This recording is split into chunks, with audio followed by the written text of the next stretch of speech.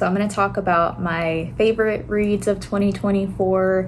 The first one on the list is The Swifts, A Dictionary of Scoundrels. This was my absolute favorite book of 2024. I had so much fun reading this. It's basically a middle grade murder mystery book. So our main character is named Shenanigans Swift, and basically every Swift family member, when they're born, they receive a word from the Sacred Family Dictionary, and it's assumed that they'll grow into that definition. So anyways, there's a Swift family reunion, and it goes awry when a family member, her aunt Schadenfreude, I don't know how to say it. How the hell do you pronounce Schadenfreude? Schadenfreude. She is pushed down the stairs. And for the rest of the book, Shenanigan goes on this quest to find the perpetrator. The writing was super entertaining. It was really clever, all of the wordplay and everything. I thought the characters were great and their character development was really nice. There was queer representation, which pissed off a lot of conservatives because there was a non-binary character and then a gay uncle as well. So yeah, I thought it was a lot of fun. It was really funny. If you haven't really read middle grade before and you're looking maybe for a mystery book or something like that, and I would definitely recommend it. Next book on the list is This Thing Between Us. That cover is so cool. This I read in 2023 actually, but I bumped it up to 5 stars because I think about it a lot. So we follow Thiago and his wife Vera, and they buy this smart speaker named Itza, and once they do that, strange things start occurring in their home at night.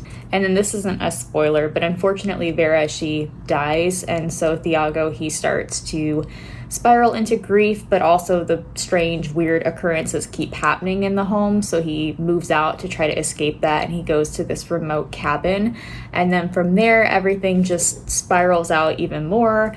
It's pretty scary and just really weird. So it's definitely a depressing book, but it kept me on edge. I flew through it. I listened to the audiobook, which was really good. I thought the writing was good, and I'm just a really big fan of grief and exploring grief in this way. It's definitely really existential, this book. I don't even know what the genre would be, but horror and existential and all of that. Definitely would recommend it if you're into that. If that stuff depresses you a lot, then maybe not, but I thought it was a great read. But yeah, you might want to look up the trigger warnings beforehand too if you think you might be sensitive around death, obviously, and themes of death. If you want to listen to it, I would recommend listening to the book if you like audiobooks. The third book is Death in Her Hands, which I also read this in 2023, but I think about this book very, very often, so I put it up to 5 stars. This book definitely is not for everyone. I understand if people don't like it. Basically, we follow this elderly widow, and one day she's taking a walk in the woods, and she comes across this note that reads, "Her name was Magda. Nobody will ever know who killed her. It wasn't me. Here is her dead body." But there's no body. The old widow, she's obviously really shaken by this, and it starts to consume her, so she wants to go on this quest to find out what this note means and who killed her. But ultimately she becomes really obsessed with it and starts to spiral out of control, and you don't really know what's real and not real and all of that. So I could not put this book down, and I loved the premise. It hooked me from the beginning. There are themes of grief and things like that. Again, you might want to check trigger warning. Yeah, it's very metaphysical, I guess, kind of like This Thing Between Us. If you like having a really clear plot where things make sense, this is not the book for you.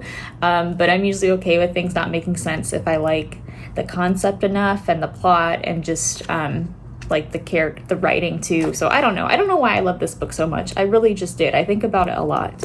The next one is Front Desk. This is also a middle grade novel that follows a main character named Mia. She works the front desk at a motel where her parents work. Her parents are immigrants, and so they actually help other immigrants hide within the hotel or within the motel, and their role is that they clean the motel rooms.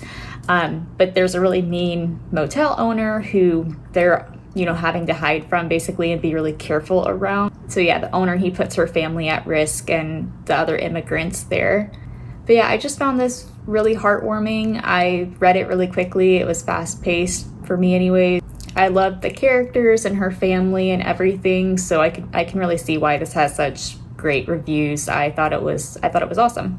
It was kind of a nice like springtime summer read also, and I'm a mood reader, so that can affect how I view a book. But yeah, anyways, that was Front Desk. If you haven't read Middle Grade, again, this might be something to check out.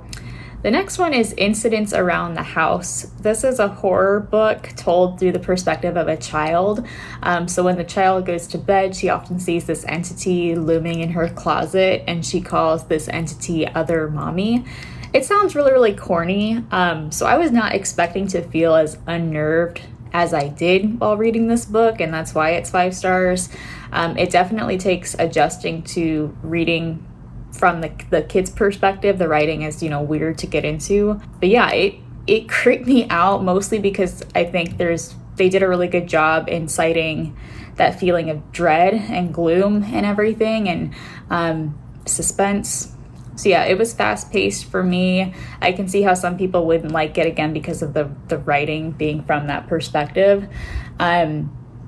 I also love Bird Box by Josh Mellerman, and if you like that, you might like this as well. But it does deal with ghosts and whatnot, so that's not everyone's jam, but for some reason for me, it worked out well. And then the final 5-star read is The Long Way to a Small Angry Planet.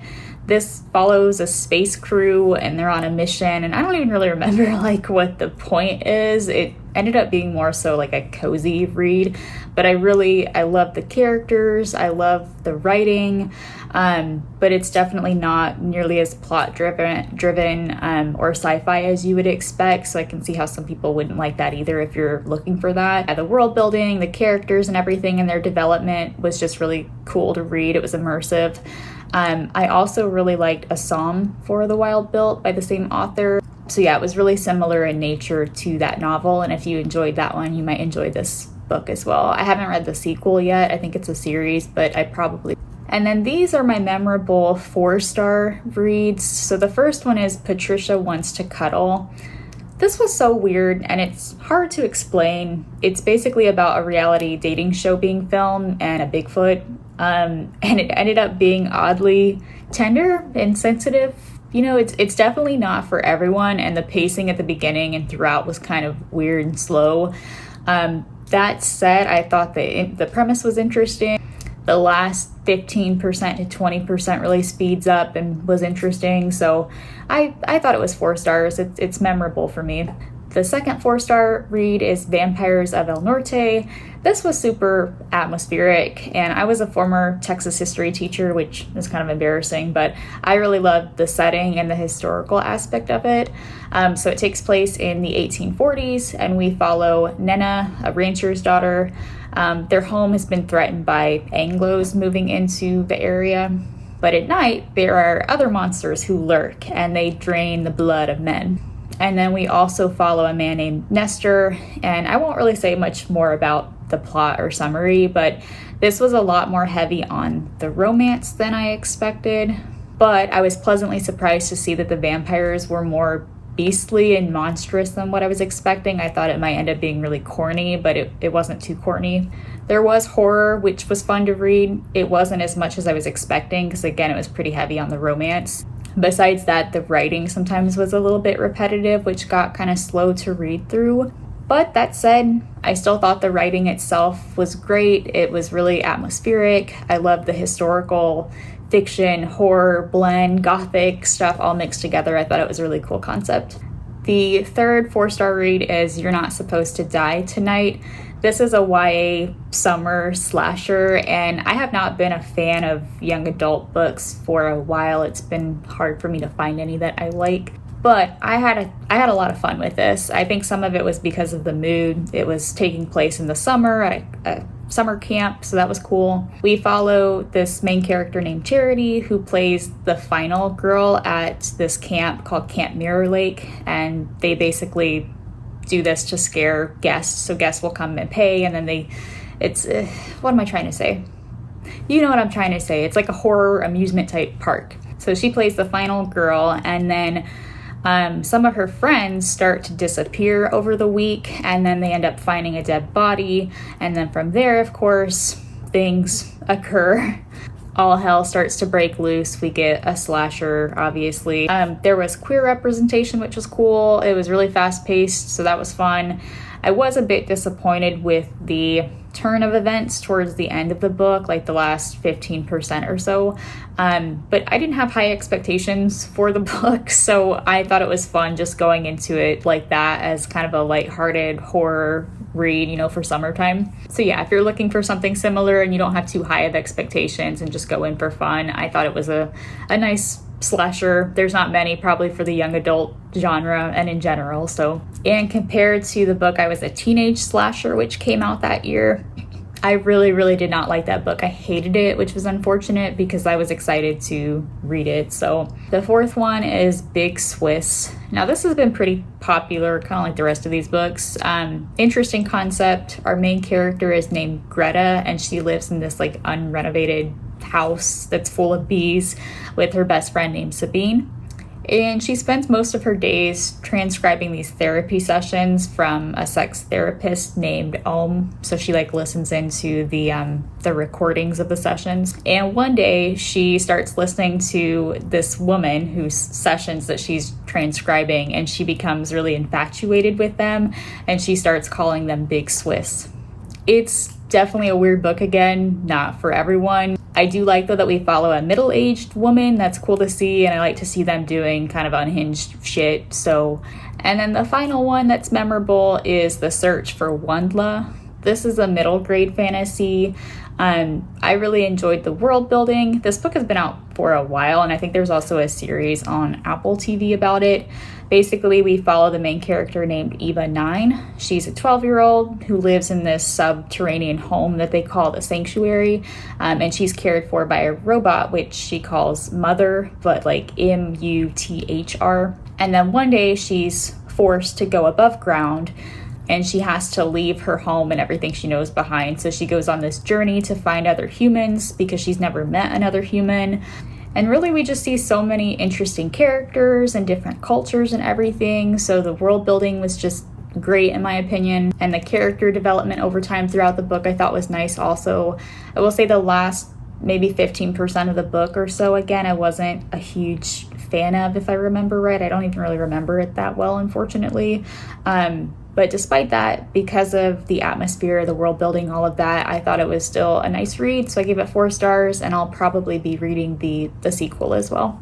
So yeah, I had multiple other 4-star reads, but these definitely were the most memorable for me of the year. I said previously in my worst hated books of 2024 that I had a lot of 2-star reads and 3-star, so not the best year in terms of like favorite. But yeah, if any of these interested you, I'd recommend probably looking into them. Even with the books I hated, if you think the premise is cool, I definitely would recommend checking it out either way. But yeah, also this is a newer channel, so if you did watch this, I would really appreciate it if you did comment or interact with it. That would be awesome because I am trying to find other people on here. But yeah, thanks again.